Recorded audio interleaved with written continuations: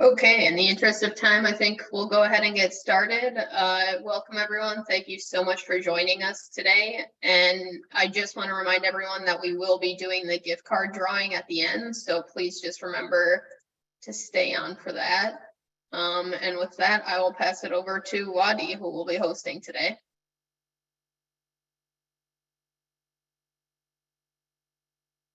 Hello, good morning, good afternoon, and good evening. Thank you all for joining us today for our How to Increase Confidence in Your Month-End Reporting through Microsoft Dynamics.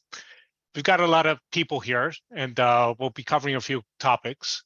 So, but first, let's go ahead with an introduction. So, again, my name is Wadih Pazos, and I'm the Chief Customer Officer here at PairSoft.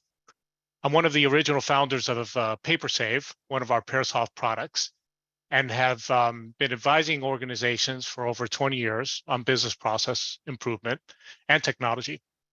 I live in Miami, Florida, with two of my three amazing sons. One is off at college, and my beautiful wife. So we're going to start today with the manual nature of month-end reports and how counterproductive they can be in the digital age. Then we'll be moving on to how many organizations are removing that burden with digitalization before diving into specific tactics within Dynamics. Finally, we'll be covering one of my favorite topics, how analytics allows your team to become predictive with data, and we'll leave time for a short Q&A at the end, followed by our gift card drawing. So the manual headache of month-end reports, emphasis on manual. I pair this with the notion of a headache because there's almost no escaping it in 2022.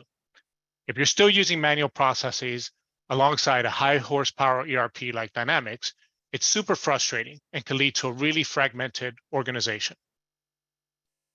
Some of the contributing factors are higher error margins, which can be experienced when you're splitting data and processes across departments, as well as across methods, like whether someone did half the entry by themselves in an Excel sheet in one department and then use an automated app to calculate the rest in another. These inconsistencies, especially in financial audits and even internal financial analysis and planning, can lead to reputational damage at best and fines or legal action at worst. There's also the time cost, which I think is inherent to manual data aggregation, but which is compounded by errors that require correction across multiple items. If, for example, someone has to make a correction, they don't know how many times the invalid entry has been relied upon. It goes without saying that audits, budget planning, and other activities that rely upon data are disorganized when the data is also disorganized. And the bottom line is that these inefficiencies and extra tasks burn through time that could be spent on higher value initiatives. With that, let's take a quick poll and ask the audience. How do you currently complete your month-end reporting? And we'll give everyone a few seconds to answer before displaying the results. All right. Interested in seeing what this turns out to be.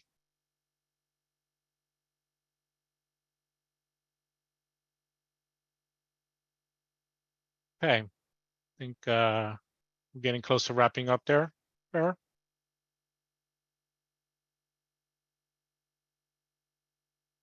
Awesome. So most of you said we use a mix of reports from Dynamics and manual analysis. And there are a few of you, 33% versus the 67% that are automating reports through Dynamics. So that's great. You're part way ahead of the game. All right, great. So again, this session is about how to increase confidence in your month-end reporting. So let's get right to the alleviation that happens once you introduce automation into the picture, which is one of the keys. So again, automation is key to ensuring data consistency, which is key to ensuring good month-end reporting processes and reporting and planning processes in general. Remember the old adage, garbage in is garbage out, right? So a key step in increasing confidence and streamlining your month-end reporting and processes to use automation to ensure you've got clean data.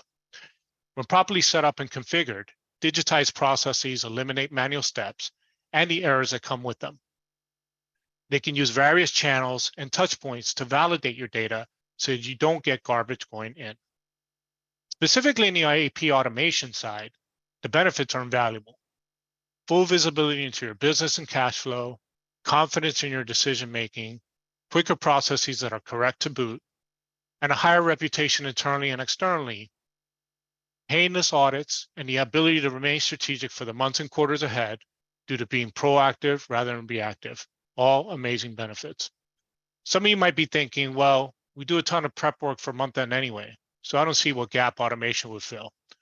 But regardless of whether you're preparing documents up front to help in that process, it's more about automating the process of bringing the bills in so you have cleaner data. Digitization techniques in AP automation include using optical character recognition, or OCR, to read data off of invoices and help streamline matching them to purchase orders. Another digitization method is making payments electronically. Doing so reduces the time spent printing checks and stuffing envelopes that are sometimes mailed to the wrong vendor address or just lost. These things lead to lost time and inefficiency, voided payments, incorrect accruals, and ticked off vendors who you have to spend hours on the phone managing as a result. Procurement is another area that, when implemented well, is pretty similar. Full visibility into your business and cash flow, equal confidence in decision-making, fewer errors in a quicker process, plus manageable budgets, being able to identify gaps right away and having time to focus on stronger vendor relationships.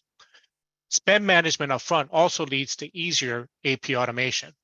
That's because when you properly implement procurement, you're pre-approving your invoices, so there's no need to chase down approval to pay an invoice for a purchase that was previously approved through a requisition approval process that then creates a purchase order.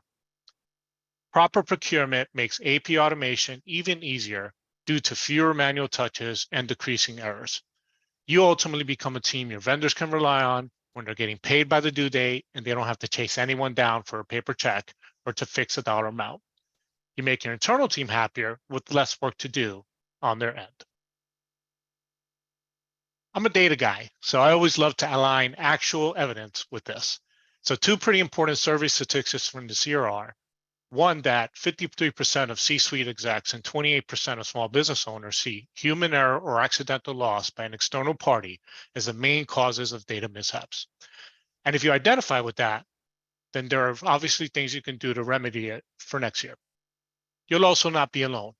68% of CFOs are investing in digital transformation over the next 12 months, including analytics. This is almost certainly a knock-on, I should say, effect from the pandemic, but it's also a long time coming for CFOs who generally stake their reputations on airtight numbers and reporting. I've dealt with a lot of CFOs and financial leaders in my time, and they often point to their monthly reporting as when the real cost of manual processes take their toll. The main holdups are with paper invoices and paper checks. So much effort is going into booking accruals and reversing them, then the reconciliation of cash flow, finding and correcting errors. And these organizational leaders want confidence in their cash flow precisely for those proactive reasons versus reactive reasons. And it just can't happen when they're doubting the accuracy of their month-end reporting because of problems with data. To better illustrate, if you consider the relationship between reporting and planning, it's as cyclical as month and quarter end reports are. The reporting allows you to take stock. What happened? What does my data show me happen? Leading into analysis of the why. Which numbers or anomalies in my data caused that issue to happen? Right into the planning of what we're going to do about it so it doesn't happen again. Or so that we're at least more prepared to lessen the impact if it's an inevitable thing that will happen. That ties into the decisions of being able to instruct your team on how to handle this or what to look out for, and being able to predict patterns plus solutions with this type of power at your fingertips. That power is all held in your dynamic CRP, bringing this full circle, having the high-powered reporting workflows that actually match the high horsepower tool you're working with. Some or most of you are using some sort of month-end financial reporting tool, right? We know that from the poll that we just took. And I know that all of you must leverage the smart list and list and query functionality built into Dynamics. And some of you may be using other business intelligence and or other reporting tools like Power BI or SSRS or just plain old Excel. A key to increasing the efficiency of those tools is linking them to your automation tools like AP automation or procurement. Doing so saves times during audits or while investigating an anomaly. That's because when done well, you can actually click through and drill in from the reporting package to the automation tool. And you can also see the data from Dynamics in that tool for further insights. This eliminates the few minutes it takes to get out of Dynamics and go search for a document in a filing cabinet or open up, log in, and search for data in some other piece of software because the two are interconnected, and that's what you want. So let's actually go through a quick demo, an example of an AP automation and document management tool connected to Microsoft Dynamics. Go ahead and switch off here.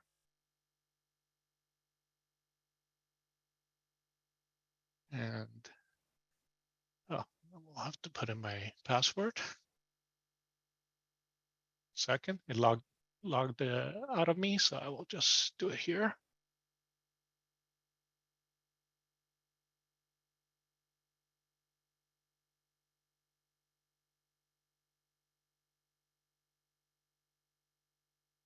Sorry about that. Took too long to get to my demo machine, so it logged me out. Okay. Excellent. So here's Microsoft Dynamics Business Central. And here's an example of one of those reporting or analysis tools you may be using. In this case, it's just a list functionality in Dynamics, but very similar things and connections could be made from your financial reporting tool, again, from Excel, SSRS, and Power BI. Okay, in this case, just showing you something that's out of the box with Dynamics and one of our actual AP automation and document management tools, PaperSafe. So in this screen, as some of you who use Dynamics 365 Business Central already know, you can filter and group and sort by a variety of different properties to get at the data you're looking for.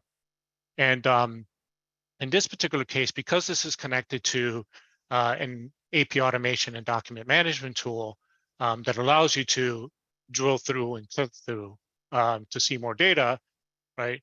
For any one of the list of records in here, or even for just a specific one, you can actually come over here and say, show me the documents or data related to this list. And then, out, in this case, the AP automation document management tool immediately brought up the list of invoices and documents that relate to that list. Now, whether that list was invoices or sales transactions or journal entries, our tool lets you drill into all of the documents and data in our tool, including history and audit trails that relate to these documents, again, with a click. So, and I can, again, go into any one of these documents and actually see the data, see any approval history and all of that right from one screen, which is amazing and perfect. And again, that can happen for any record, and it's a drill through. And there are specific hyperlinks to get to these, documents and data in our system. So again, from any tool that you can add a hyperlink, you can also get to the system and the data. And as a matter of fact, and I forgot to show this, also, whenever you see a listing of, and this is just something particular to our tool, a listing of documents like this, you can also export these to Excel and then pass these on and give this to someone to then, like an auditor, for example, to go in and use this with all of the data that you see here without having to give them access to either Dynamics or the invoice automation tool, which is also tremendous power as well. So great connection between those two systems. Coming back to our presentation. So Now, let's talk about analytics. So once you've got a handle on the reporting, the next step in the cycle is analytics, which allows you to investigate the why in your data. Let's take a moment for another poll. Do you use an analytics program to find patterns in your reporting? And again, I'll give you another few seconds to answer that.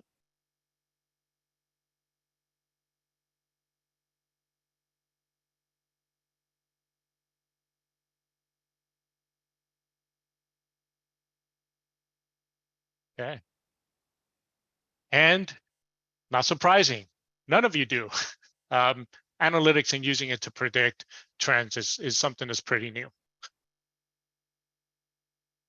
So let's look at another quick demo, this time of an analytics tool that can give you more insights into your processes and performance.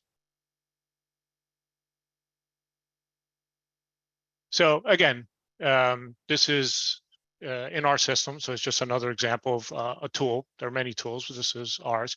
So this is our one of our analytics dashboards in our analytics tool.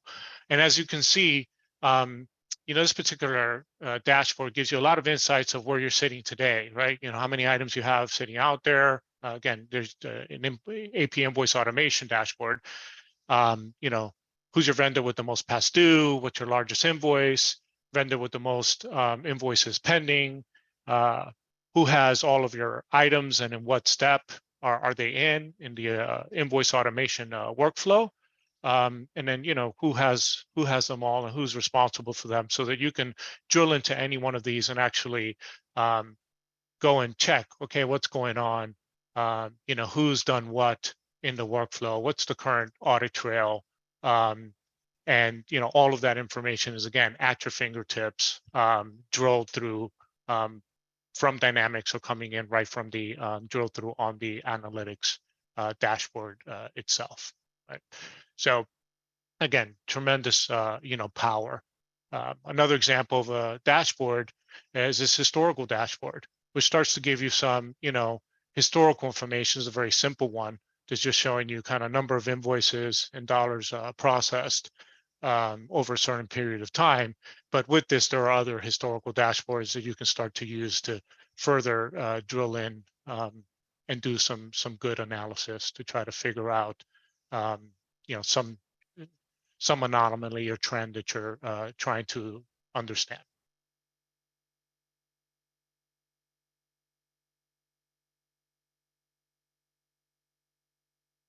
So that's the end of our presentation. And with that, just a quick moment to remind you that at PairSoft, we can help you get the most out of your month-end processes with our suite of AP procurement and gift and donor automation solutions. So again, be sure to check us out at PairSoft.com or email us at info@PairSoft.com for more information. And with that, we will go into our Q&A and drawing. Thanks so much, Wadih. That was great. Everybody, we are about to do a Q&A. We've already gotten quite a few questions, so I'm going to pick the top two, and then a reminder, we will do the drawing after. So Wadih, the first one that we have is, I know you're a company founder, so how important would you say automation is if I'm looking to scale my business, and would it affect the speed of scaling or have any disadvantages? I would say that you can't scale without automation, or at least it's really costly to do so. I think if your labor efforts and labor costs scale with your growth, then you're leaving a lot of money on the table, and you're missing out on the advantages that automation provides in allowing you to scale your growth without necessarily also scaling your costs and manual labor costs. And there's very little disadvantages that I see to automation when done right. Okay, so yes, a computer system will do exactly what it's told all the time, even if what it's told is something wrong to do. So what's key is proper configuration, proper testing to ensure your automations actually do what you want them to do. But yes, I would say it's extremely important to look at automation, particularly if you're a high growth business that's expecting to scale. Nice. And then the second one that we have is, how difficult are some of these processes to learn if we hook it up with Dynamics? Would we have to specially train users on it, or would it create a knowledge monopoly? So the best thing about 2022 is there's an app for everything. The worst thing about 2022 is there's an app for everything. So meaning there's a lot of different tools that you can use to do some of the things that I talked about.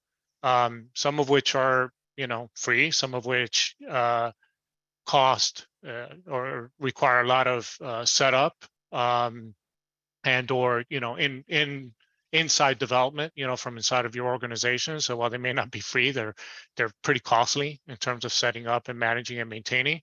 So I would say really the answer to this question is it depends on the tools that you pick, right? And who's putting them together for you and what their out of the box functionality is. I will say that we strive strongly in the tool sets that we create to try to make things as easy for the users as possible so that there's very little ramp up time and it feels really intuitive to do some of the things that I showed you in the demo. And I think if you pick your tool set wisely, right, then your change management impact will significantly be less because, choosing an intuitive tool that's easy to learn and understand reduces that significantly.